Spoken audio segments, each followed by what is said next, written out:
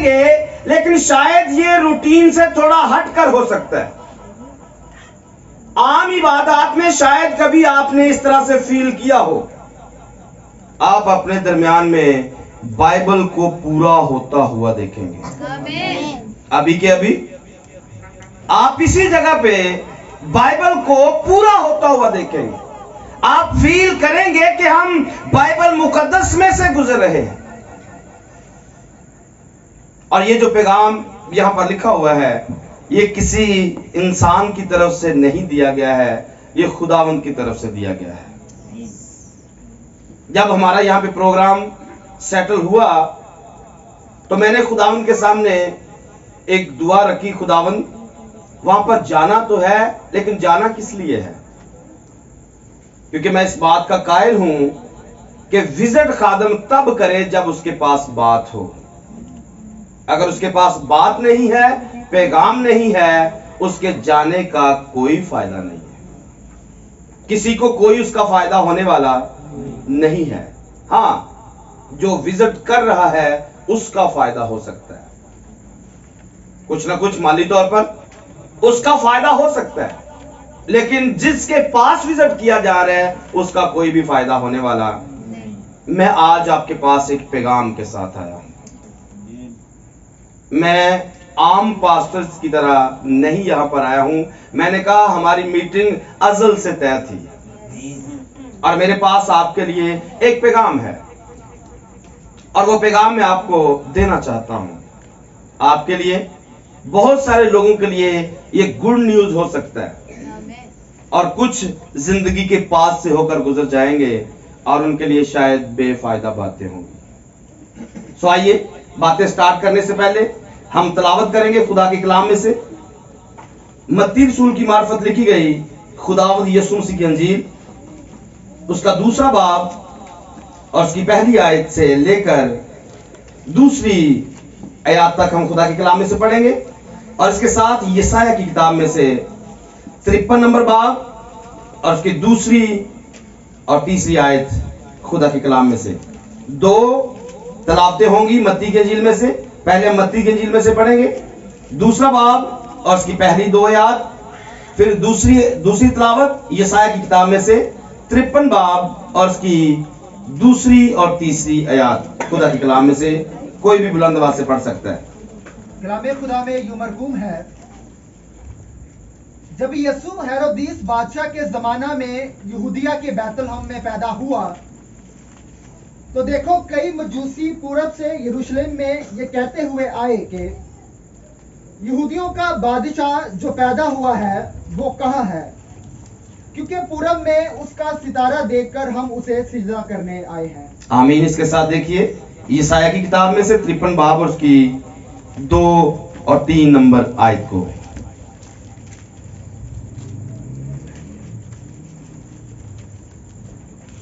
कलामे खुदा में यूं लिखा है, पर वो उसके आगे कोंपल की तरह और खुश्क जमीन से जड़ की मानिद फूट निकला है।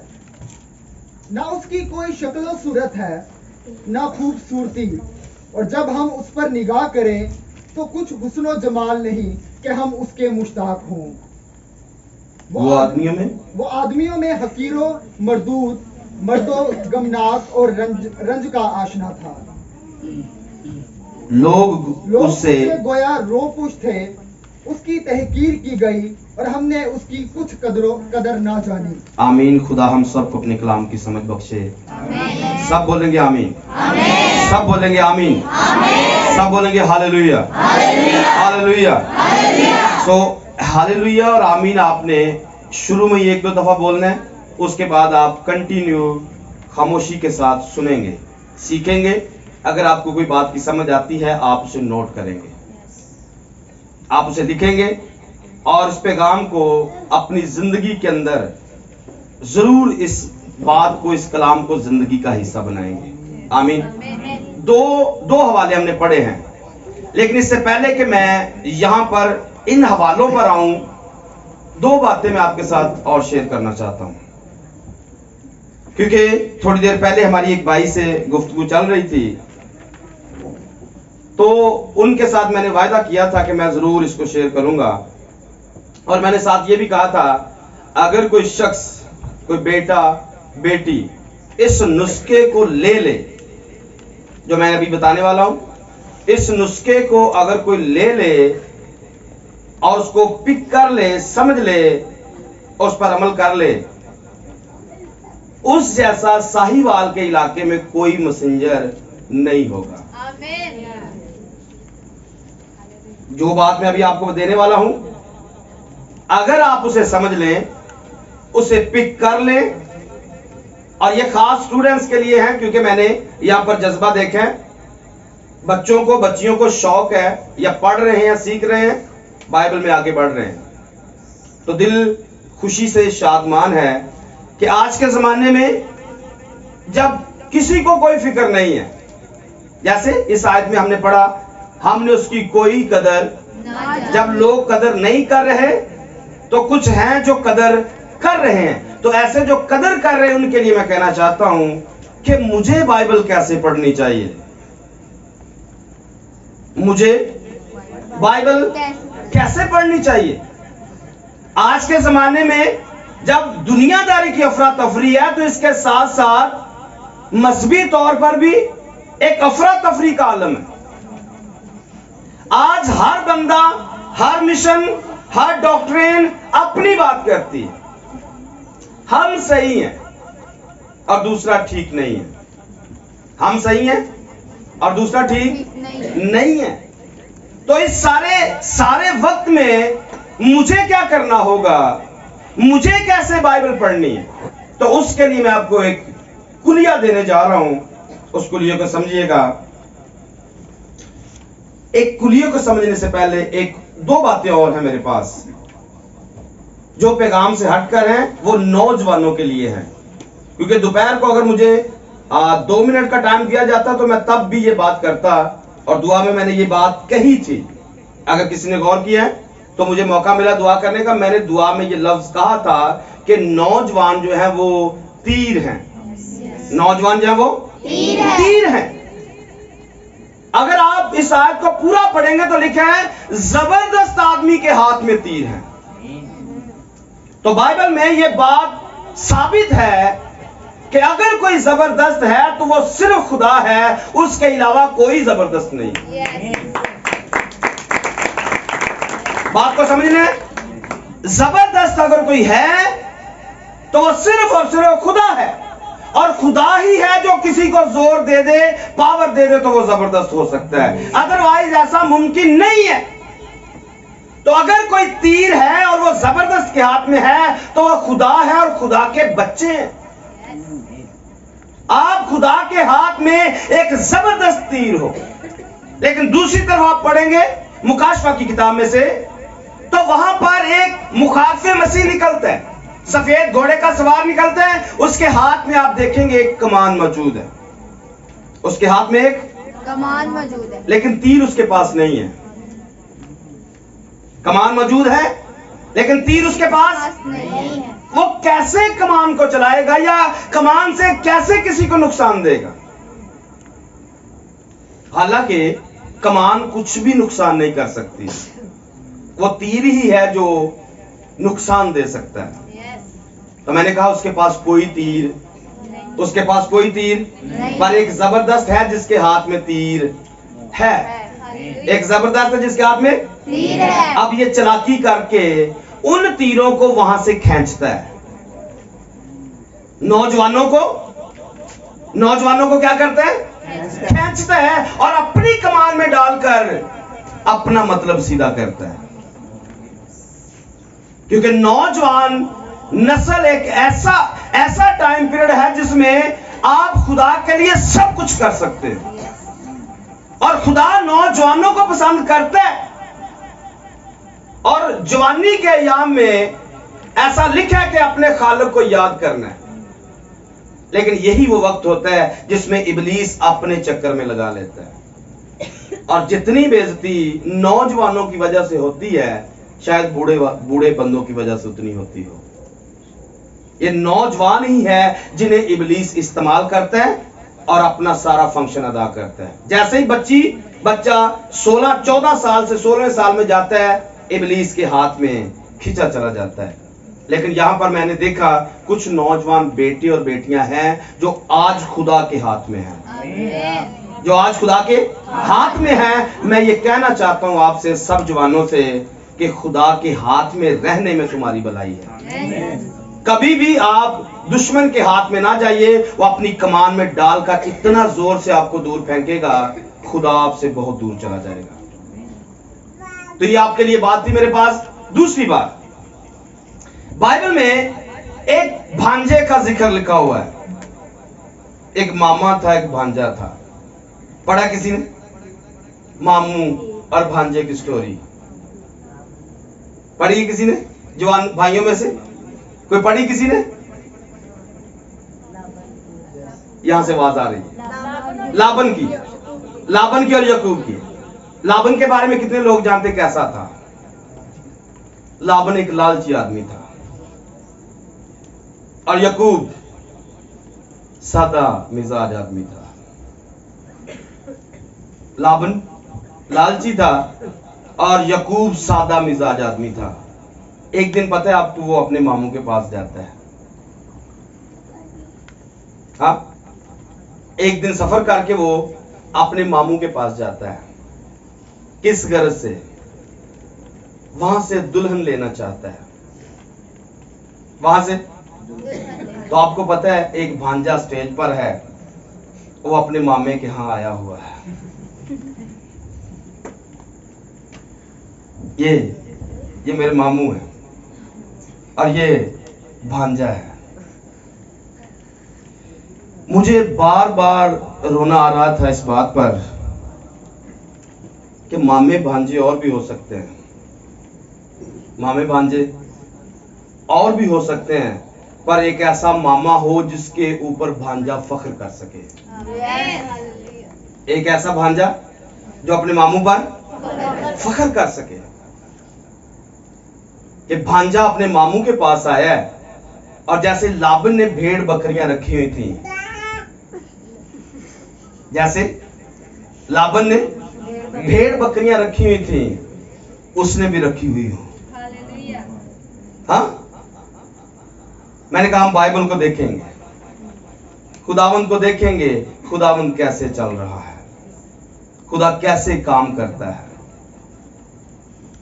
और मामा उसे कहेगा तुझे मेरी भेड़ बकरियां चरानी है, तुझे मेरी भेड़ बकरियां चुरानी है। तो मामू ने कहा तुझे पैगाम सुनाना है। हालेलुया। हाँ, तुझे पैगाम, आज की खुराक तूने भेड़ों को देनी है। और मुझे खुशी के आंसू इतने आ रहे थे कि खुदा ने आज मेरी जिंदगी में वो काम पूरा किया है। लेकिन साथ में दुख भी हो रहा था कि वो तो दुल्हन एक की बजाय दो लेकर गया। दुल्हन एक की बजाय दो लेकर यहां पर भी एक दुल्हन है जो भांजा अपने लिए नहीं, अपने मालिक के लिए लेकर जाना चाहता है। आप मेरी मुराद समझेंगे? यीशु की दुल्हन क्या यहाँ पर मौजूद है? क्या यीशु की दुल्हन यहाँ पर मौजूद है? यीशु की दुल्हन यहाँ पर मौजूद है। आपको तस्वीर नजर आएगी, एक भांजा दुल्हन लेने के लिए आया है। एक भांजा दुल्हन लेने के लिए। किसके लिए? जैसे एलिएजर आया अपने मालिक के लिए। एलिएजर आता है अपने मालिक के लिए, इसहाक के लिए बीवी लेने के लिए, उसी घर के अंदर। तो आज एक भांजा भी आपको नजर आ रहा है, एक रूहुल कुदस भी आपको नजर आ रहा है, आपको एक दुल्हन भी नजर आ रही है जो आसमान पर जाने के लिए तैयार है। जो आसमान पर जाने के लिए अगर आप तैयार हैं तो आज आप इस पैगाम के साथ आसमान पर जाएंगे और जो रह जाएंगे वो पछताएंगे। मैंने कहा था सबके लिए ये बात नहीं होगी, कुछ रह जाएंगे, कुछ चले जाएंगे। तो मामा और भांजा, इनकी स्टोरी बाइबल के अंदर खूबसूरत है और आज वो बाइबल आपकी आंखों के सामने पूरी हुई। आप ये कह सकते आज ये नविश्ता हमारी आंखों के सामने साहिवाल के अंदर पूरा हुआ है। बाइबल में जो लिखा था वो आज यहाँ पर पूरा हो गया है। ये रूहानी मायनों में है, जिस्मानी मायनों में लेंगे इसकी कोई भी समझ आपको आने वाली नहीं है। तीसरी बात जिसको मैंने स्टार्ट लिया था नुस्खा बताने के लिए, बाइबल कैसे पढ़नी है, वो मैंने आपके सामने पढ़कर दिखा दी है। वो मैंने पढ़कर आपको दिखा दी है। अगर आप समझ पाए तो, अगर आपकी अकल रोशन है तो इसको समझिए कि बाइबल कैसे पढ़नी है। सिर्फ लफ्ज नहीं पढ़ने हैं, सिर्फ लफ्ज, उस कैरेक्टर के अंदर उतरना है, उस रूह के अंदर उतरना है। अगर वो आपकी जिंदगी में पूरी हो रही है, आप खुदा के लोग हैं। अगर वो आपकी जिंदगी में गलत तरीके से पूरी हो रही है, आप शैतान के लोग हैं। तो मामू के पास जब वो आता है, एक खास काम भी वो करके जाता है, दिखाते हैं दुबली कौन सी है और पतली कौन सी है, काली कौन सी है और सफेद कौन सी है। तो आज काली चिट्टी नजर आने वाली है। भेड़े कौन सी और बकरियां कौन सी हैं, दोनों ही आपको नजर आ जाएंगी। फिर भी इसके साथ एक और नुस्खा आपको जरूर देना चाहूंगा। ये पैगाम हमारा YouTube पर पहले से ऑलरेडी पड़ा हुआ है, मुझे बाइबल कैसे पढ़नी चाहिए। आप उसको सर्च कर सकते हैं, हमारे चैनल के ऊपर ये पड़ा हुआ है, मुझे बाइबल कैसे पढ़नी चाहिए। इसका पैगाम तकरीबन 1.5 घंटे का पैगाम उस पर पड़ा हुआ है। स्टूडेंट जो है वो उसको जरूर सुनिएगा। लेकिन फिर भी पैदाइश की किताब के पहले लफ्जों को हम पढ़ेंगे। ये आपके लिए है पैदाइश की किताब, पहला बाब, पहली आयत से पहली 5 आयत को देखिए। पहले नंबर पर मुझे जो बाइबल पढ़नी है, मेरी तरफ देख लीजिए, जो लिखने वाले लिख लें, साथ साथ मुझे देखिए। पहली 5 आयत के अंदर एक खास काम हुआ है। खुदा ने इब्तिदा में जमीन और आसमान को पैदा किया। खुदा ने इब्तिदा में जमीन और आसमान को पैदा किया। कौन सी नंबर आयत है जी? पहली आयत। दूसरी आयत के अंदर क्या है? और जमीन वीरान और 2 का अदद क्या है? गवाही है। 2 का अदद। तो हमने बाइबल पढ़नी है, नंबर 1 पर जो लिखा हुआ है उसको पढ़ना है। नंबर 2 पर जो अदादो शुमार है, अदादो शुमार सुना हुआ है, अदद के हिसाब से अदद लिखिए। नंबर 1 जो अदद होता है वो खुदा का अदद होता है। 1 नंबर जो अदद है वो खुदा का है। नंबर 2 पर जो अदद है वो गवाही का अदद है। नंबर 3 पर जो अदद है वो कामलियत का अदद है। नंबर 4 पर जो अदद है वो दुनिया का अदद है। और नंबर 5 पर जो अदद है वो फजल का अदद है। तो 5 आयत में आप देखेंगे पहले नंबर पर खुदा ने जमीन और आसमान को पैदा किया। खुदा ने जमीन और आसमान को पैदा किया। तो आयत नंबर 1, 1 का मतलब खुदा ही है जो जमीन आसमान को पैदा कर सकता है। और नंबर 2 में गवाही क्या है? 2 का मतलब क्या जी? गवाही क्या दी जा रही है? जमीन वीरान और सुनसान थी। तो आपने क्या देखा? आयत के साथ नंबर भी बात सुना रहे हैं।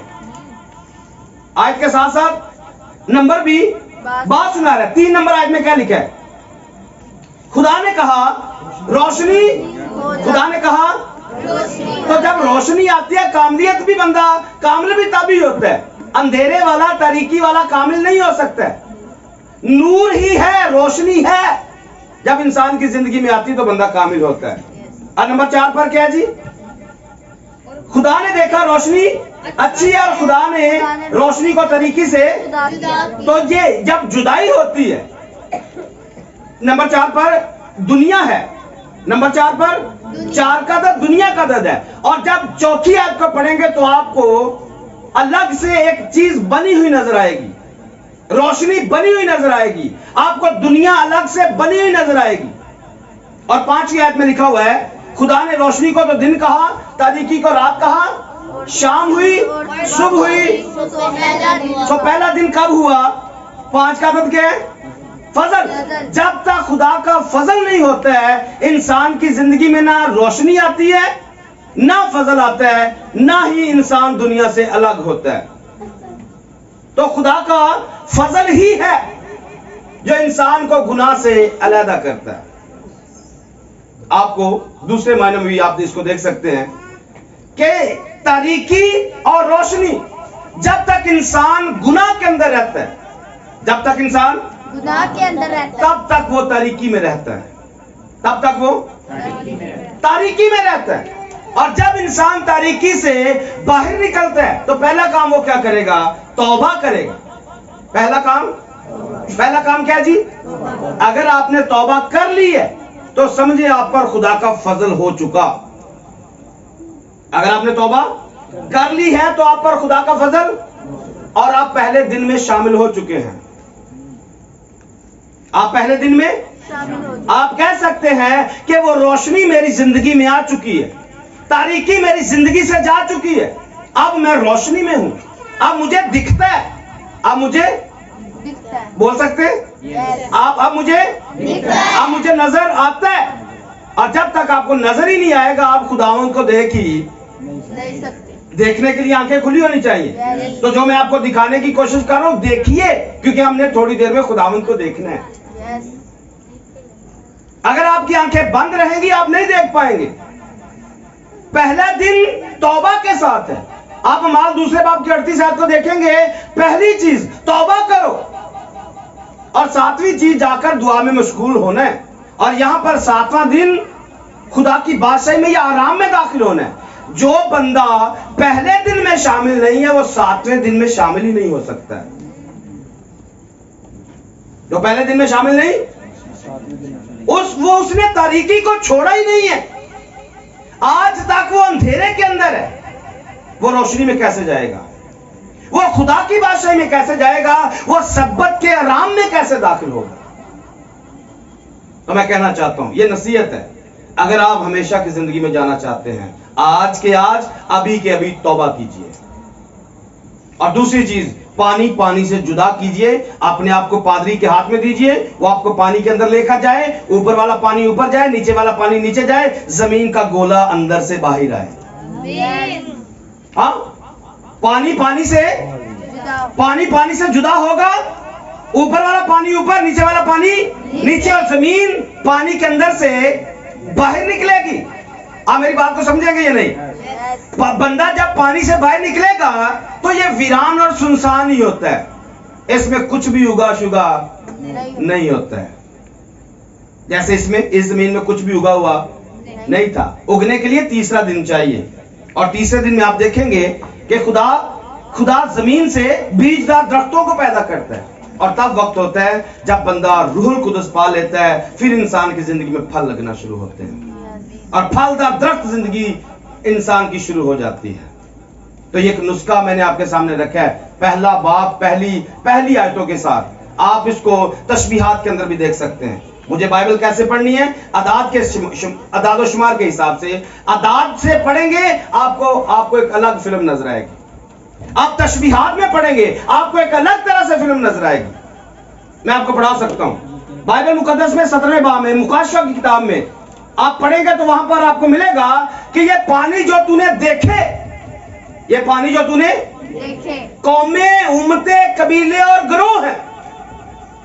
ये पानी जो तूने देखे, कौमें, उम्मतें, कबीले और तो अगर आप इस बात को बिल्कुल समझ लें कि ये पानी, कबीले, उम्मतें और गिरोह हैं, तो यहां पर आप पढ़ेंगे तो आपको समझ में आएगा खुदा की जो रूह है वो पानी की सतह पर करती थी या है? इसमें थी लिखा हुआ है, लेकिन मैं आपको है में लेके आना चाहता हूं। ये जो पानी जिस पर खुदा की रूह जुम्बश कर रही है वो आज का जमाना है, वो आज का जमाना। मैंने आपके सामने हवाला रखा मुकाशवा की किताब से, ये जो पानी तूने देखे, कौमें, उम्मतें, कबीले और गिरोह है। और खुदा की रूह किनके ऊपर जुम्बश कर रही है? पानी मतलब कौमों के ऊपर। आज साहिवाल के इस इलाके के ऊपर खुदा का रूह जुम्बश कर रहा है। आज अभी के अभी यहां पर खुदा का रूह जुम्बश कर, और खुदा का रूह यहां पर मौजूद है और आपको तारीकी से जुदा करने के लिए आया है। तारीकी से जुदा करने के लिए। जब ये हो जाएगा आपकी जिंदगी में रोशनी आ जाएगी। तो आपने तशबीहात में देखा, तशबीहात के अंदर ये समंदर, पानी, कौमें, कबीले, उम्मतें और गिरोह हैं, और खुदा का रूह आज कौमों के ऊपर जुम्बश कर रहे हैं। खुदा का रूह आज आप पर जुम्बश कर रहा है, और कर क्यों रहा है? आपकी बेतरतीब जिंदगी को, वीरान और सुनसान जिंदगी को इस अंधेरे से बाहर निकाले, आपकी जिंदगी को सेट कर दे। आमीन। आमीन। अगर किसी ने इस बात को फॉलो कर लिया, वो सीधा हो सकता है, वो हमेशा की जिंदगी का वारिस हो सकता है। आमीन। सो अपने टॉपिक पर वापस आते हैं, जो हवाला हमने पढ़ा है। हम हैं वैसे टॉपिक पर ही हैं बातें, क्योंकि आपको खुदावंद दिखाना है, खुदावंद काम कैसे कर रहे हैं आपकी जिंदगी में, मेरी जिंदगी में, इस इलाका के अंदर, इस इबादत के अंदर, क्योंकि हम खुदावंद को देखने के लिए आए हुए हैं। आमीन। सो हवाले 2 हमने पढ़े। पहला हवाला हमने क्रिसमस का पढ़ा है, जो आपको 24-25 तारीख को सुनने को मिलेगा 12वें महीने में, लेकिन इस दफा आपको जल्दी सुनने में मिल गया। क्या लिखा है? दोबारा से आइए जरा पढ़िए। लिखा है, जब यीशु हेरोदिस बादशाह के जमाना में यहूदिया के बैतलहम में पैदा हुआ, तो देखो कई मजूसी पूरब से यरूशलेम में यह कहते हुए आए, यहूदियों का जो बादशाह पैदा हुआ है वो कहाँ है? हम उसका सितारा देखकर उसे सजदा करने आए। मैं आपको थोड़ा पीछे लेकर भी जाना चाहूंगा। क्या ये जो प्रोग्राम हुआ है, ये अचानक से है? ये अचानक से है? नहीं, इसके पीछे बहुत बड़ी स्टेटमेंट है, बहुत बड़ा वक्त गुजरा है। इस बात को समझिए, ये जो आयत यहां पर लिखी हुई है, इसके लिए खुदा को बहुत ज्यादा काम करना पड़ा। एक छोटा सा टाइम नहीं है। इसको यीशु को पैदा होने के लिए तकरीबन 4000 साल का वक्त दरकार है, आदम से शुरू करके 4000 साल का वक्त दरकार है जब ये आयत आपके कानों में पड़ी कि यीशु पैदा हुआ है। कुछ और बातें मैंने कहा, मैं आपको थोड़ा बैकग्राउंड में दिखाना चाहूंगा। ये यीशु को जमीन पर आने की जरूरत क्यों पड़ी है? यीशु मसीह को जमीन पर आने की जरूरत क्यों पड़ी है? आपने कभी गौर किया खुदा ने यह सेटअप क्यों लगाया है? जिस दुनिया में हम रह रहे हैं, जिस इलाके में, जिस जगह में हम जिंदगी बसर कर रहे हैं, ऐसा क्यों हुआ? खुदा ने ऐसा क्यों किया? आदम की स्टोरी को हजारों दफा आपने सुना। आदम ने गुनाह किया है, खुदा ने बाग से बाहर निकाल दिया। खुदा ने बाग लगाया ही क्यों था? आप सोच सकते हैं खुदा ने बाग लगाया ही क्यों था? फिर आपको थोड़ा पीछे जाना पड़ेगा, जो प्रदेश में हमने पहले पढ़ा, खुदा ने यह जमीन आसमान बनाया क्यों था? फिर आपको जमीन आसमान के पीछे जाना पड़ेगा। यह खुदा कौन है जिसने ये सब कुछ बनाया है? यह खुदा कौन है? आप जानते हैं खुदा कौन है? जी भाइयों में से खुदा कौन है? बहनों में से खुदा कौन है? जी खुदा, ऊंची आवाज से बोलिए। खुदा रूह है। खुदा रूह है। भाइयों में से खुदा रूह है। आमीन साबित खुदा करेंगे जी। खुदा रूह है। इस खुदा पर आज दुनिया बिखरी पड़ी है। इस एक खुदा पर दुनिया बिखरी पड़ी है।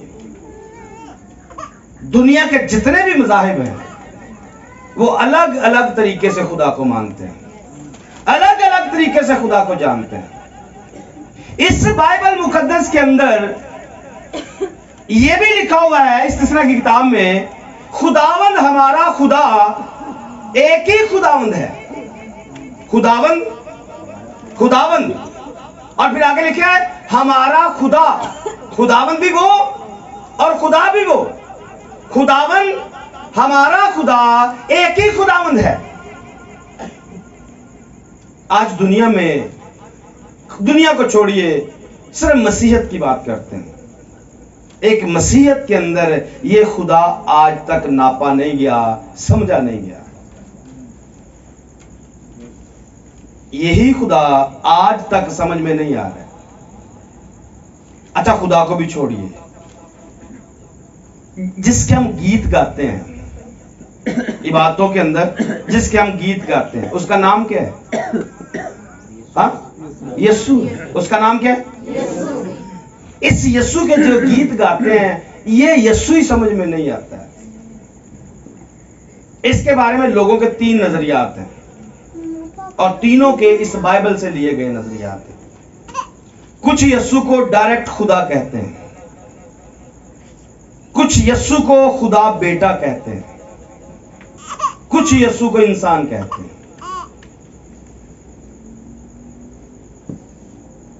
मैंने क्या कहा? एक यीशु, 3 नजरिए और तीनों के नजरियात इस बाइबल से हैं। जिसके पास बैठोगे, जिसकी सुनोगे, वो आपको सच्चा नजर आएगा। वो सच कह रहा है, वो सही कह रहा है अपने मुताबिक। वो इसी जगह से आपको इंसान भी दिखा देगा, इसी जगह से आपको खुदा बेटा भी दिखा देगा, इसी जगह से वो खुदा भी दिखा देगा। और आज दुनिया इस यीशु से बिखरी पड़ी है। मसीहत के अंदर नफरत की सबसे बड़ी वजह यही यीशु बनता है, जिसके हम गीत गाते हैं, जिसके हम गीत गाते हैं। इसका नाम लेके कहो जी हम यीशु के नाम से बपतिस्मा देते हैं, हजारों आपके मुखालिफ हो जाएंगे। और जश्न मनाने के लिए इसी यीशु का इस्तेमाल करते हैं। यहूदियों का बादशाह जो पैदा हुआ है, वो थोड़ी देर में मैं आपसे भी पूछूंगा किधर है, क्योंकि आप मुझसे देखेंगे, मैं भी आपसे पूछूंगा खाओ मैनू किथे वे, ਤੁਹਾਡੇ ਕੋਲ है वे या नहीं। मेरा हक बनेगा ना पूछना कि वो किथे जे, ਤੁਹਾਡੇ को पैदा जो है किधर है। तो मैं बात क्या कर रहा हूं? इस यीशु पर 3 तरह का नजरियात है। आप मसीहों को अलग अलग पूछिए, आप यीशु को क्या मानते हैं? ज्यादा अक्सरियत में कहेंगे हम खुदा मानते हैं, कुछ कहेंगे हम खुदा बेटा मानते हैं, कुछ कहेंगे हम इंसान मानते हैं। अब हम क्या कहें, हम किसकी माने? हम किसकी माने? कुछ बातें, कुछ सवाल करते हैं। यीशु ने कहा था मैं बाप में से निकला, मैं बाप में से और दुनिया में आया। मैं बाप में से निकला। अब यीशु बाप में से निकला कैसे? क्योंकि यहां पर वो पैदा हुआ है, जो हवाला हमने पढ़ा है। इसमें सवाल किया गया वो जो पैदा हुआ है वो कहां है? आप मेरी बात को सुन रहे? यहां पर क्या लिखा है? जो पैदा हुआ है, जो पैदा हुआ है वो यीशु कह रहे थे मैं बाप में से निकला हूं। 2 बातें अलग अलग है या एक ही है? यहां पर लिखा है यीशु पैदा हुआ। यीशु ने कहा मैं बाप में से निकला हूं। यीशु बाप से निकला कैसे? जी बता सकता कोई? जी भाइयों में से यीशु बाप से कैसे निकला? कलाम की सूरत में। और कोई? रूल कुदस की कुदरत से। वेरी गुड, यीशु रूल कुदस की कुदरत से निकला। और कोई? हम सारे मसीही हैं, हम सारे खुदावंद आपको नजर आ रहे हैं कि हमारी समझ में नहीं है। खुदावंद हमारी समझ में नहीं है। गीत किसके गा रहे हैं? हाँ? लेकिन वो समझ में। यीशु ने कहा मैं बाप में से निकला और दुनिया में, मैं बाप में से निकला और दुनिया में। यहां पूछा जा रहा है, सवाल किया जा रहा है जो पैदा हुआ है वो कहां है? तो आपका भी ईमान है, मेरा भी ईमान है, हम बड़े धूमधाम से जश्न मनाते हैं यीशु पैदा हुआ है। तो यीशु तो कह रहे मैं बाप से निकला हूं, मैं बाप से निकला। तो यहां तो मरियम से पैदा हुआ है। वो निकला कब है? बाप में से वो निकला कब है? तो मैं आपको यही दिखाना चाहता हूं कि जब आप पैदाइश की किताब पहला बाब पढ़ते, पहली आयत पढ़ते, पहला लफ्ज पढ़ते, खुदा खुदा कभी खुदा नहीं था। खुदा कभी खुदा नहीं था। क्यों? वो कौन था? वो हमने पहले डिसाइड किया कि वो रूह था। वो खुदा रूह था। और रूह किसी को नजर आता? रूह किसी को नजर आता? तो हम यहां से स्टार्ट करेंगे कि जब कुछ भी नहीं था, जब कुछ भी नहीं था, हम वहां पर जाएंगे। और उसके लिए आपको इस दुनियादारी के सेटअप से बाहर निकलना पड़ेगा, आपको रूह में आना पड़ेगा। आपको यह समझने के लिए कि खुदा कौन है। खुदा रूह है, और तीमुथियुस को पौलुस ने लिखा कि खुदा उस नूर में रहता है जहां तक किसी की रसाई नहीं है। पौलुस ने क्या कहा तीमुथियुस को खत लिखते हुए? बका सिर्फ उसी को है और वो उस नूर में रहता है जहां तक किसी की रसाई नहीं है। ना उसे किसी इंसान ने देखा और ना देख सकते हैं। यशायाह से मिलेंगे, यशायाह 6 बाब में वो कहेगा मैंने खुदावंद को देख लिया है, अब मैं बच नहीं सकता हूं। इंफॉर्मेशन किसकी गलत है, यशायाह की या तीमुथियुस की? यशायाह 6 बाब आप पढ़ेंगे, उजिया के जमाने के अंदर लिखा है कि खुदावंद को मैंने देखा, अब मैं नहीं बच सकता क्योंकि मैं नाजिस लब होंठों के दरमियान रहता हूं, क्योंकि मैंने खुदावंद को आप इधर ही हैं, खुदावंद को मैंने देख लिया। अच्छा, मूसा किसके साथ मिलता है? मिला या नहीं? 4 बाब में खुरूज की किताब में मूसा किसी से मिला? किससे मिला? खुदावंद कह रहा था मैं तेरे बाप अब्राहम, इसहाक और याकूब का खुदा हूं, कहा या नहीं? पौलुस कह रहा है किसी ने नहीं देखा है। पौलुस कह रहा है किसी ने नहीं देखा है। तो दोनों में से सच्चा किसको मानना है? दानियल ने एक हाथ लिखते हुए देखा, दानियल की किताब में नबूकदनेस्सर ने या बेल्तशस्सर ने देखा एक हाथ लिख रहा है, वो हाथ कौन था? अगली बात यह भी लिखा हुआ है कि खुदा ने कहा हम इंसान को अपनी सूरत पर बनाएं, और साथ में कहा अपनी शबीह पर बनाएं। क्या खुदा जो रूह है उसकी सूरत होती है? क्या उसकी कोई शबीह होती है? अच्छा, एक और चीज ऐड करते हैं, यहां पर मीटिंग लीड करने वाला जोर जोर से कहता है यीशु के जलाल के लिए जोरदार तालियां बजा दीजिए। यीशु का जलाल क्या है? सॉरी, खुदा का जलाल क्या है? यीशु का जलाल क्या है जिसके लिए आप जोरदार तालियां पिटवाते हैं? ये जलाल क्या है?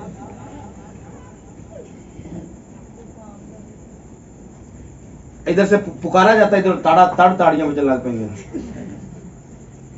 कभी सोचा यीशु का जलाल क्या है जी? खुदा का जलाल क्या है? कभी देखे हैं? आओ देखते हैं, हिजकिय्याह की किताब में जाते हैं, मैं आपको दिखाता हूं यीशु का जलाल क्या है या खुदा का जलाल क्या है। हिजकिय्याह की किताब 1 बाब निकालिए, 1 बाब।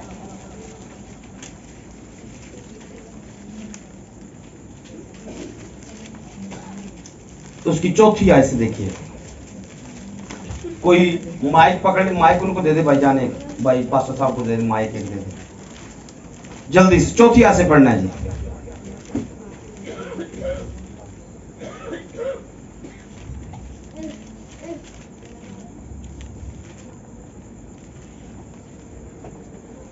हिजकिय्याह 1 बाब 4 आयत पढ़ दे शुरू करें आप, माइक मिल जाता है। किताब मुकद्दस में लिखा है, और मैंने नजर की तो क्या देखता हूं कि शिमाल से आंधी उठी। बैठ के पढ़े, आराम से, बिल्कुल इजी होके पढ़े। क्या लिखा है जी? मैंने नजर की और क्या देखता हूं कि शिमाल से आंधी उठी। आपने भी देखने, हिजकिय्याह ने देखा है, आपका भी हक बनते आप भी देखें। शिमाल से आंधी उठी और एक बड़ी घटा और लिपटी हुई आग, और उसके गिर्द रोशनी चमकती थी जी, और उसके बीच से यानी उस आग में से सिक्कल किए हुए पीतल की सी सूरत जलवागर हुई। आपने देखा एक आंधी है और उस आंधी के लिखा है बड़ी घटा, लिपटी हुई आग, उसके गिर्द रोशनी चमकती है, और फिर लिखा हुआ है उसके बीच से यानी उस आग में से सिक्कल किए हुए पीतल की सी सूरत जलवागर हुई। फिर क्या हुआ? और उसमें से 4 जानदारों की एक छवि नजर आई। अब यहां से आपने देखना है, ये जो पॉइंट है, इस मजबा को आप देखिए, गौर कीजिए, इसके चौगिर्द एक आग लगी हुई है।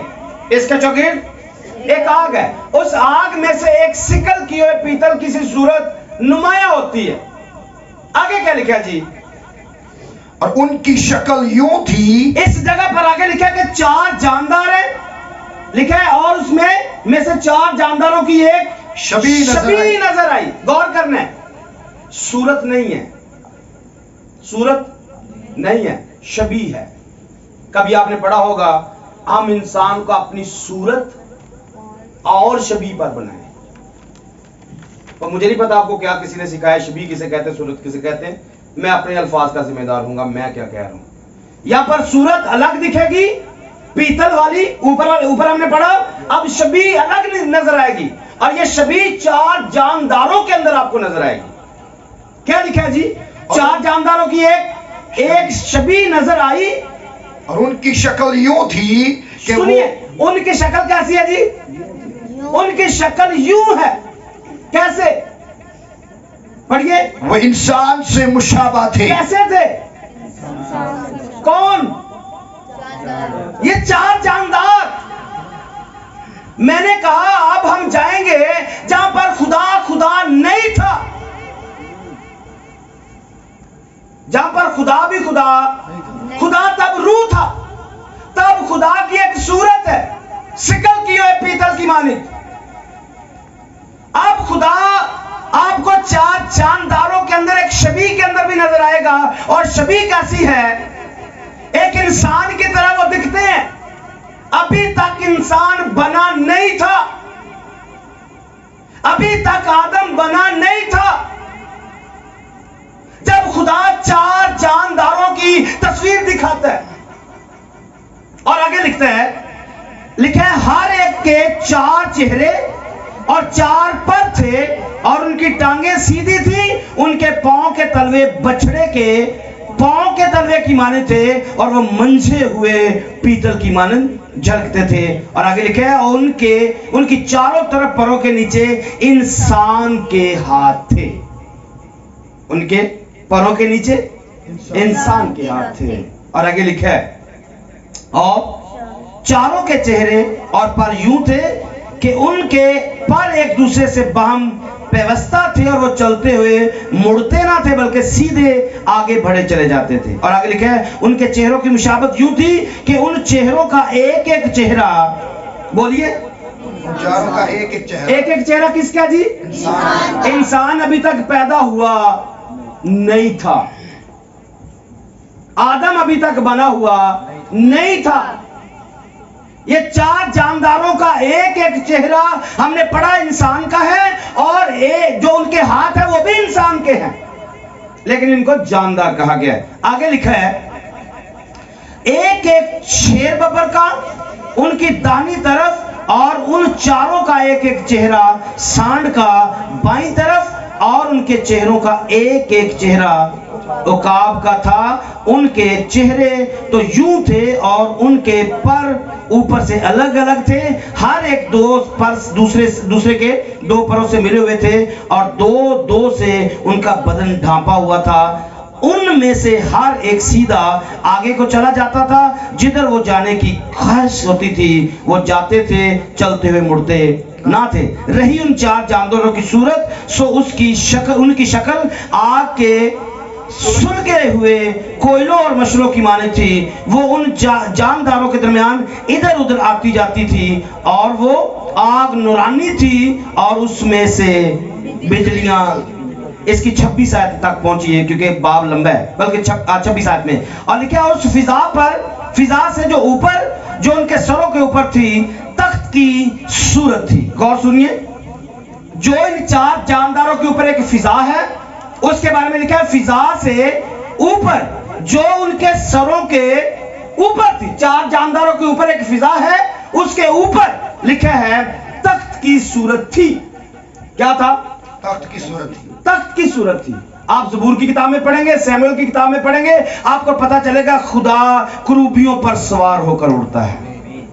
खुदा करूबियों पर सवार होकर उड़ता है। तो जो उड़ रहा है, नीचे करूबी हैं, और करूबियों की सूरत हम पहले पढ़ चुके हैं। इन करूबियों के चेहरे कैसे हैं? बब्बर की तरह है, उकाब की तरह, बैल की तरह, इंसान की तरह। और यहाँ पर हमने देखा है एक फिजा है, फिजा के ऊपर एक तख्त की सूरत है, और उसकी सूरत नीलम के पत्थर की सी थी, और उस तख्त नुमा सूरत पर पढ़िए जी। तख्तनुमा सूरत पर किसी इंसान, किसी छवि उसके ऊपर नजर आई। किसके ऊपर? तख्त के ऊपर, चार जानदारों के ऊपर जो दिखता है वो इंसान है। जो चार जानदारों के ऊपर दिखता है वो इंसान है, इंसान की सूरत है। और फिर आगे क्या लिखा है? और मैंने उसकी कमर से लेकर ऊपर तक सिकल किए हुए पीतल का सा रंग और शोला सा जलवा उसके दरमियान और गिरदा गिर्द देखा। और फिर क्या हुआ? और उसकी कमर से लेकर नीचे तक मैंने शोला की सी तजल्ली देखी और उसके चारों तरफ जगमगाहट थी। और फिर आगे लिखे है जैसी उस कमान की सूरत है जो बारिश के दिन बादलों में दिखाई देती। आप देखेंगे बादल के ऊपर कमान निकलती है, उसके बारे में ऐसा लिखा हुआ है कि जैसी उस कमान की सूरत है, उसका चेहरा ऐसा आपको दिखता है जो बारिश के दिन बादलों में दिखाई देती है, वैसी ही आसपास की उस जगमगाहट की नमूद थी। ये खुदावंद के जलाल का ये जलाल है। अभी वक्त नहीं था कि सारे को पढ़ते, मैंने कहा मैं आपको खुदा का जलाल दिखाता हूं। जब आप खुदा के जलाल की बात करते हैं, आप चार जानदारों की बात करते हैं। जब आप चार जानदारों की बात करते हैं, आप खुदा के तख्त की बात करते हैं। जब आप खुदा के तख्त की बात करते हैं, वहां पर कोई सिकल की हुई सूरत की बात करते हैं। जब उसकी बात करते हैं तो वहां आप देखने की कोशिश करेंगे, आपको एक इंसान नजर आएगा कि एक इंसान है। क्या हम इंसान की परस्तिश करते हैं? अब सवाल है, क्या हम इंसान की परस्तिश करते हैं? क्या हम इंसान के गीत गाते हैं? किसी बंदे की परस्तिश करते हैं? शायद हम शिरक कर रहे हैं। अगर बंदे की करते हैं तो फिर हम शिरक कर रहे हैं। और फिर मैंने सवाल छोड़ा था शुरू में जब हवाला स्टार्ट किया, मैं बाप में से निकला। मैं बाप में से कैसे निकला? मैं अब आपको दिखाना चाहता हूं। शायद आपको किसी ने ये कुलिया बताया हो। खुदा जो रूह है, खुदा जो वो एक ही है। खुदा जो रूह है वो एक ही है। एक खुदा आपको कई तरह से नजर आएगा। एक खुदा आपको कई तरह से नजर आएगा। और जब वो इंसान को बनाता है तो अपनी सूरत पर और अपनी शबीह पर बनाता है। सूरत पर और जैसा खुदा है वैसा उसने बंदे को बनाया। आप एग्री करेंगे इससे? जैसा खुदा है वैसा पैदाइश की किताब में लिखा है, हम इंसान को अपनी सूरत, हम इंसान को अपनी, तो इसकी सूरत क्या है जो हमने पढ़ा? सिकल किया हुआ पीतल, सिकल किया हुआ पीतल। और उसकी शबीह क्या? चार जानदार। आप याद रखिएगा, खुदा की सूरत क्या है? सिकल किया हुआ पीतल। और उसकी शबीह क्या है? तो हम क्या है? हम भी तो वही बनेंगे ना, या नहीं बनेंगे? चार जानदारों की बात करता हूं। एक इंसान के अंदर ये चार क्वालिटियां हर बंदे के अंदर पाई जाती हैं। ये एक इंसान है, मैं एक इंसान हूं और दिल करेगा उकाब की तरह बुलंदियों में उड़ना चाहता हूं। इंसान हूं लेकिन उड़ना बुलंदियों पे चाहता हूं, और पावर मेरे अंदर बब्बर शेर जैसी है। और वजन मैं उठा लेता हूं जैसे बैल उठाता है, और जिबा भी हो जाता हूं जब जरूरत पड़ती है। जब जरूरत पड़ती है तो बाप अपने बच्चों के लिए कुर्बान हो जाता है, और जब दलेर होता है तो वो बब्बर शेर की तरह हो जाता है, और जब दिल करता है तो वो उकाब की तरह उड़ना शुरू करता है। लेकिन है वो इंसान, है वो इंसान। अगर आपको सिकल की हुई सूरत देखनी है, यर्मिया से जाके मिलिए। खुदा यर्मिया को लोगों के लिए पीतल की दीवार बना देता है। और अगर किसी को नजर नहीं आता है तो इस इलाके में एक बंदा, मुझे सबका तो नहीं, माफ करो सबको, क्योंकि मैं जानता नहीं हूं, मैं अपने मामे को ही जानता हूं। यहाँ पर बात सही है तो मैं उसके बारे में कहना चाहता हूं कि यहाँ खुदा ने उसको एक सिकल की हुई दीवार की तरह खड़ा किया है। यहां पर उसको एक पीतल की दीवार बनाया है, सारे भी मुखालिफ हो जाएंगे तो इसका कुछ भी नहीं कर सकते हैं, क्योंकि ये खुदा की सूरत है, ये खुदा की सूरत है। औकाब की बुलंदियों की ऊपर उड़ना एक इंसान के हर बंदे के अंदर है। मैं उड़ना चाहता हूं बब्बर की तरह, जब चाहे ये दलेर हो जाता है और जब जरूरत पड़े तो ये कुर्बान हो जाता है।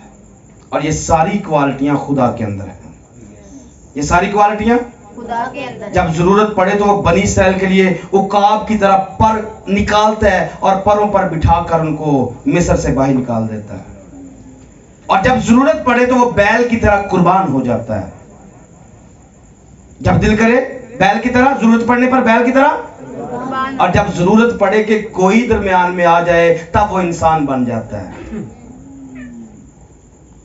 हाँ, जब जरूरत पड़े कोई दरमियान में आए, किताब को खोले, मोहरों की किताब को ले खोले, कोई ना निकले तो फिर दरमियान में इंसान बन जाता है। और जब सारा वक्त गुजर जाए तब वो बब्बर बन जाता है। जब नहीं किसी ने सुना, नहीं किसी ने माना, अदालत करने के लिए वो बब्बर की तरह बनकर आ जाएगा, क्योंकि ये खुदावंद के जलाल का इजहार है। बनी इस्राएल के लिए वो उकाब बना, उनको मिस्र से निकालने के लिए। गैर कौमों के लिए वो बैल बना। ये भी एक बड़ी खास बात है, गैर कौमों के लिए वो बैल बनता है, क्योंकि ईदे क़याम पर आप पढ़ेंगे बाइबल के अंदर, ईदे क़याम पर 70 कुर्बानियां बैल की पेश की जाती थी। क्योंकि याद रखिए, दुनिया के अंदर बनी इस्राएल को छोड़ 70 कबीले हैं जो पैदाइश 10वें बाब में लिखे हुए हैं, और 70 कुर्बानियां ईदे क़याम पर की जाती थी बैल की, गैर कौम के लिए। ये दो तरह का सेटअप है। यीशु ने कहा था तुम मेरे साथ बैठकर बनी इस्राएल का इंसाफ करोगे, फिर यीशु ने कहा तुम फरिश्तों का इंसाफ करोगे। इस डिफरेंस को समझिए। मैं और आप बनी इस्राएल का इंसाफ करने वाले नहीं हैं, वो यीशु के 12 शागिर्द हैं, क्योंकि उनका सेटअप अलग है। आप और मैं जो यहां से निकलेंगे ये फरिश्तों का इंसाफ करेंगे, क्योंकि हम उन 70 कबाइल में से हैं। तो हमारे लिए वो बैल की तरह कुर्बान हुआ, उनके लिए वो बर्रे की तरह कुर्बान हुआ। हमारा उसने बोझ उठाया। तो ये खुदावंद के जलाल का इजहार है, क्योंकि वो बाप में से निकला है, क्योंकि वो बाप में से निकला है। तो अब यहां मैं आपको बताना चाहता हूं निकला कैसे। खुदा जो रूह है, रूह में वो किसी को नजर नहीं आता है। खुदा रूह में किसी को नजर नहीं आता। अब नजर आने के लिए उसे कुछ करना पड़ेगा, नजर आने के लिए कुछ करना पड़ेगा। यीशु मसीह ने जब बपतिस्मा लिया था तो आपने पढ़ा आसमान से एक चीज उतरती हुई नजर आती है, कबूतर। कबूतर नजर आता है बाइबल के अंदर, कबूतर नजर आया है, रूह तो नजर नहीं आता है, रूह नजर, लेकिन वहां पर लिखा है रूह कबूतर की मानिंद नजर आया। कैसे नजर आया, क्यों नजर आया, इसमें कई सवाल आते हैं। लेकिन बात को आगे बढ़ाने के लिए, रूह जब नजर आना चाहता है तो वो एक सूरत इख्तियार करता है जो कि कलाम की सूरत है, जो कि कलाम की सूरत है। खुदा जब भी नजर आएगा कलाम की सूरत इख्तियार करके आएगा।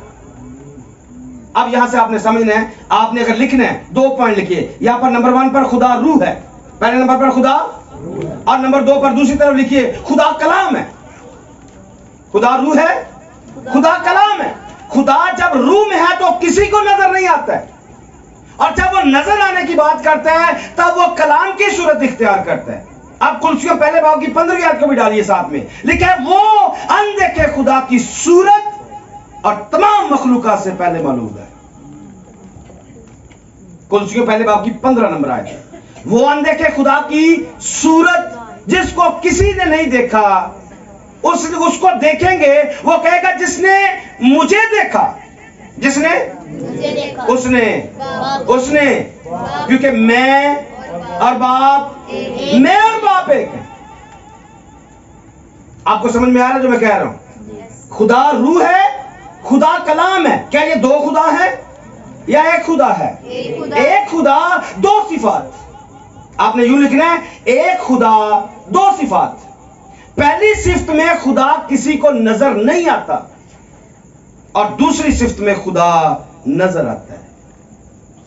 अगर आपको यकीन है तो पहला यूहन्ना का खत पहली 4-5 आयत पढ़िए।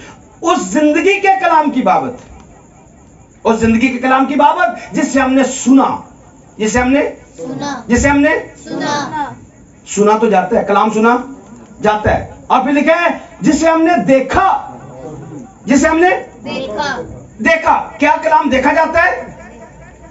मेरी आवाज आपको सुनने को मिल रही है? मेरी आवाज आपको सुनने को, क्या ये नजर भी आ रही है? मेरी आवाज नजर आ रही है या नहीं? फर्क देखिए। जिसे हमने सुना अपनी आंखों से, फिर अपने हाथों से, क्या कलाम को छुआ जा सकता है? बोलिए, कलाम को छुआ जा सकता है? कलाम को देखा जा सकता है? कुछ तो बताइए, हाँ ना, कुछ तो बोलिए। देखा जा सकता है? कैसे? आंखों से। कैसे आंखों से? मैं आपको बताता हूं। एक दिन पहले बात हुई, आज साहिवाल में प्रोग्राम करना है, हमने साहिवाल में प्रोग्राम करना है। और प्रोग्राम क्या है जी? मजमून क्या है जी? हम खुदावंत आओ खुदावंत को देखे, आओ खुदावंत को देखे। तो जो कहा था आज, जो कहा था आज देख रहे हैं। तो खुदा ने कहा था एक कुंवारी हामला होगी, एक कुंवारी, उसको हमने देखा। उस कलाम को जो यहां पर किया गया, एक कुंवारी हामला होगी, एक दिन ये हामला हो जाएगी और लोग उसे, अच्छा एक दिन खुदा कह रहा था वो तेरे सर को कुचलेगा, वो तेरे सर को कुचलेगा। एक दिन हमने देखा कि वो कुचल चुका। तो जिंदगी के कलाम की बाबत जो हमने सुना था उसे हमने और हाथ लगा लगा के देखा। आप मेरी बात को समझ रहे कि जो कलाम सुना गया उसको हमने देखा भी और अपने हाथों से छुआ भी। देखिए, जिंदगी जाहिर हुई। जिंदगी कब जाहिर हुई? जब यीशु आया। कब था? मैं ये दिखाना चाहता हूं। आपने मत्ती के इंजील से सिर्फ पढ़ा कि यीशु पैदा हुआ है। मैं आपको ये दिखाना चाहता हूं, मैं बाप में से निकला। ये निकला कब था? जब खुदा रूह था। जब खुदा रूह था, तब खुदा भी नहीं था। तब खुदा रूह था, नूर था, और उस नूर में रहता था जिस तक किसी की रसाई। फिर एक दिन खुदा ने प्लान किया है, मैं कायनात को डिजाइन करूंगा। मैं कायनात को, उस डिजाइन के अंदर साहिवाल का प्रोग्राम लिखा हुआ था। अभी तक दुनिया पैदा नहीं हुई थी। अभी तक आसमान पैदा नहीं था। अभी तक फरिश्ते पैदा भी नहीं थे। अभी तक खुदा जब नूर के अंदर था, रूह के अंदर था, तब खुदा ने डिजाइन किया कि मुझे कायनात को डिजाइन करना है। और तब खुदा अगर रूह में ही रहता तो शायद कुछ भी ना होता। खुदा ने सूरत, जो उसकी दूसरी सूरत मैंने आपको लिखवाई है, दूसरी सूरत क्या है? कलाम। दूसरी सूरत क्या है? कलाम। फिर हम यूहन्ना को पढ़ते हैं, इब्तिदा में कलाम था। इब्तिदा में कलाम था। तो इब्तिदा कब हुई? इब्तिदा तब हुई जब वो कह रहा था मैं बाप में से निकला। इब्तिदा कब हुई? जब यीशु अपनी ना देखने वाली सिफ्त में से देखने वाली सिफ्त में आता है, वो बाप में से बाहर निकलता है। यीशु अपनी ना देखने वाली सिफ्त में से जब बाहर निकलता है, तो जब वो बाहर निकलता है तो वो बेटा बनता है। क्योंकि बेटे का मतलब होता है निकला हुआ। बेटे का मतलब क्या है? निकला हुआ। यीशु ने कहा था इब्ने आदम जब वापिस जाएगा तो क्या होगा? सवाल ना जाने किसको समझ आएगा किसको नहीं आएगा। जब वापिस जाएगा तो क्या होगा? वो वापिस गया, वो वापिस गया। और कहां पर गया? लिखा वो आसमानों से ऊपर चढ़ गया। लोगों के नजदीक आसमान में क्या होगा, लेकिन हमारे नजदीक आसमानों से ऊपर चढ़ गया। और आगे कुछ लोग कंफ्यूज भी होते हैं, किबरिया की दानी तरफ, किबरिया की दाएं दानी तरफ जा बैठा, किबरिया की दानी तरफ। बोलिए सारे। आप बोर हो रहे हैं तो हम बंद कर लेते हैं, नहीं अगर चल रहा है सही चल रहा है तो कंटिन्यू रखते हैं। किबरिया की दानी तरफ। किबरिया कौन है जी? किबरिया कौन है जी? खुदा। खुदा कौन है? खुदा रूह है। खुदा क्या है जी? रूह खुदा का कोई सज्जा खब्बा होता है? नहीं रूह का कोई सज्जा खब्बा? बोलिए। नहीं रूह का कोई दाया बाया नहीं कोई हो सकता है? नहीं दाया बाया कैसे? मतलब खुदा तो रूह है। मुझे वो जगह बताइए जहां पर वो नहीं है। वो हर जगह रूह में, तो वो हर जगह रूह में, वो हर जगह। अच्छा मजे की बात पढ़ लेते हैं। यूहन्ना की इंजील में आइए जरा जल्दी से। यूहन्ना की इंजील पहला बाब निकालिए, आपको अच्छा लगेगा ये वाली आयत पढ़ के। यूहन्ना पहला बाब और उसकी 6ठी आयत से पढ़िए जल्दी से, अगर मिला है तो पढ़िए जल्दी से जी। लिखा है, एक आदमी यूहन्ना नाम मौजूद हुआ जो खुदा की तरफ से भेजा गया जो था, खुदा की तरफ से भेजा गया था। ये गवाही के लिए आया ये गवाही के लिए आया। कि नूर की गवाही दे। किसकी गवाही देनी है जी? नूर की गवाही दे। यूहन्ना क्यों आया? गवाही देने के लिए। बोलिए बोलिए। यूहन्ना क्यों आया? गवाही। नूर की गवाही देने के लिए। और आगे क्या लिखा है? ताकि सब उसके वसीला से ईमान लाएं। सब उसके वसीला से ईमान लाएं।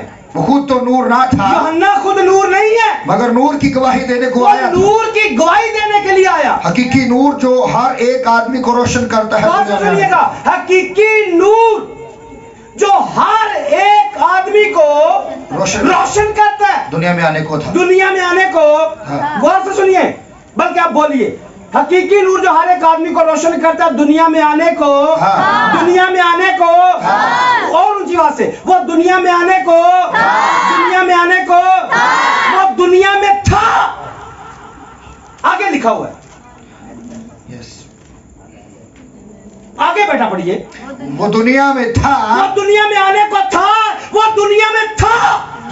और दुनिया उसके वसीला से जो पैदा। आने वाला है वो आने से पहले ही मौजूद है। यस ये लिखा है जी। यस, वो दुनिया में था। दोबारा पढ़िए, पीछे से पढ़िए। हकीकी नूर जो हर एक आदमी को रोशन करता है। हकीकी नूर जो हर एक आदमी को रोशन करता है, दुनिया में आने को था। दुनिया में आने को था। वो दुनिया में था। और जो दुनिया में आने वाला है वो दुनिया के आने से पहले ही मौजूद है। सही लिखा है? यस। सही समझ आ रहा है? वो दुनिया में था और दुनिया, पढ़िए आगे जल्दी से। और दुनिया उसके वसीला से पैदा हुई। किसके वसीला से? जो आने वाले, जो आने वाले, वो आने से पहले ही मौजूद है। और जो पहले मौजूद है उसके वसीला से ही दुनिया बनी है। और दुनिया ने उसे ना पहचाना। आज पहचान रहे हैं? हाँ? आज दुनिया पहचान रही है। अगर आपको नजर आ जाए तो आज खुदावन को देख लें। आज खुदावन को मैंने कहा थोड़ी देर में हम देखते हैं। अब समझिएगा, पैगाम को हम बंद करने की तरफ लेके जाते हैं। जब वो उस नूर में से निकलता है जिस तक किसी की रसाई नहीं है, तो वो अनदेखा खुदा है वो। और जब वो दिखता है तो वो कलाम की सूरत लेता है। कलाम से वो मतलब ये हो जाए, ये हो जाए, ये हो जाए, ये हो जाए, चीजें क्रिएट करता है। चीजें क्रिएट करता है। और जब चीजें बन जाती है, ऊपर आसमान बन जाता है, आसमान पर सेटअप लग जाता है, आसमान पर हैकल बन जाती है, आसमान पर 24 बुजुर्ग बन जाते हैं, आसमान पर प्रस्तुत शुरू हो जाती है, आसमान पर लूसीफर को हेड बना दिया जाता है, प्रस्तुत वालों का हेड है। एक दिन आसमान में शोर उठता है। एक दिन आसमान में शोर उठता है। शोर क्या है? जैसे सदूम अमूरा को कभी पढ़े? यस। शोर कानों तक, शोर कानों तक, खुदा के कानों तक शोर पहुंचा। वो आसमानों से नीचे उतरता है। वो आसमानों से नीचे उतरता है। जमीन पर नहीं, जमीन पर नहीं। मैं अभी आपको दिखा रहा हूं कि जब लूसीफर ने गलत काम किया, जब लूसीफर ने गुनाह किया, तो खुदा चूंकि आसमानों से ऊपर रहता है, क्योंकि आसमान एक महदूद जगह है, खुदा आसमानों से बड़ा है। खुदा लामहदूद है, वो किसी आसमान के अंदर ठहर नहीं सकता है। आसमान उसका तख्त जरूर हो सकता है, जमीन उसकी चौकी जरूर हो सकती है, पर खुदा आसमानों से ऊपर रहता है। क्योंकि अगर आप आसमान की बात करेंगे वो महदूद है। अगर मुकाशवा की किताब 14-15 आप पढ़ेंगे, आपको पता चलेगा आसमान में खुदा का मकदस खोला गया, अहद का संदूक दिखाई देता है, वहां भी अहद का संदूक दिखाई देगा। जमीन पर भी आपको हैकल में अहद का संदूक दिखाई देगा। आमीन। तो जो सुबह रहील भाई ने पैगाम सुनाया, तुम खुदा का मकदस हो। ओ भाई, खुदा का मकदस बड़ी दूर की बात है। खुदा का मकदस बड़ी जब ये खुलता है, खुदा का मकदस जब बोलिए खुल ही नहीं रहा ना, खुदा का मकदस खुल नहीं रहा है। कहने को हम मकदस हैं, लेकिन लिखा है उसमें से बिजलियां निकलती हैं, उसमें से बिजलियां निकलती हैं, आवाजें निकलती है, हालेलुया निकलता है, आमीन निकलता है, खुदा की हम्दो सना निकलती है। उधर ही निकलती है, इधर कोई मकदस नहीं है, क्योंकि इधर ही कुछ भी नहीं निकल रहा है। आप एग्री करेंगे? इधर किसी की कोई आवाज नहीं निकल रही है, क्योंकि मकदस जब खुलेगा, मुंह खुलेगा तो आवाज निकलेगी। मकदस में से चंगियारे निकलने चाहिए, आवाजें निकलनी चाहिए, गर्जें निकलनी चाहिए, ये खुदा अंदर से नजर आना चाहिए। तो नहीं निकल रहा है, कमजोर ही है। मैंने कहा था मैं थोड़ी देर में पूछूंगा, जो पैदा हुआ है वो किधर है? जो पैदा हुआ है वो किधर है?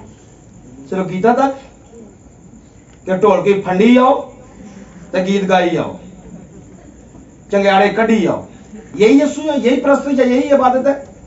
वो जो पैदा हुआ है वो किधर है? मैं इस्लामाबाद से देखने के लिए आया हूं, किधर है वो यीशु? हाँ, दिल में। वो दिल में ही रहेगा, मुंह से आवाज नहीं निकलेगी। आवाजें निकलनी चाहिए, गर्जें निकलनी चाहिए, बिजलियां निकलनी चाहिए। जब निकलेगी तो बात बनेगी। दिल में तो आमीन है, हम सब का दावा जो दिल में रहता है। तो दिल से कौन बढ़िया है? दिल से कौन बढ़िया? जो दिल में होता है वो जुबान से वो नहीं निकल रहा है ना, क्योंकि दिल से है ही नहीं। जो दिल में होता है वो जुबान पे आ रहे नहीं आ रहे। कितने झटके लगाने पड़ेंगे? इसको खींच के निकालना पड़ेगा। निकाल लो। जो दिल में होता है वो जुबान पर बिजलियां निकलेंगी, आवाजें निकलेंगी, हालेलुया निकलेगा, आमीन निकलेगा। जब निकलेगा तो बात बनेगी, फिर ये अहद का संदूक दिखाई देगा। हाँ, फिर अहद का संदूक। अगर ये अहद का संदूक नहीं होगा तो फिर सिर्फ जानवरों के सौदेबाजी होगी। पादरी फोटो खींचेगा तो ला दे फेसबुक पे, खींच मेरी फोटो फेसबुक पे ला दे। यही चल रहा है, जानवरों का कारोबार चल रहा है। जानवर 3 तरह के दिखाए गए, मैं बता देता हूं, बात आ गई है। हैकल में 3 तरह का कारोबार था, भेड़ों का कारोबार, बैलों का कारोबार और कबूतरों का। यही था, बैलों का, भेड़ों का और कबूतरों का। ऐसा ही था या कुछ रॉन्ग है? सही कह रहा हूं? भेड़े कौन है? भेड़े कौन है जी? भेड़ा, कलीसिया। कारोबार चल रहा है या नहीं?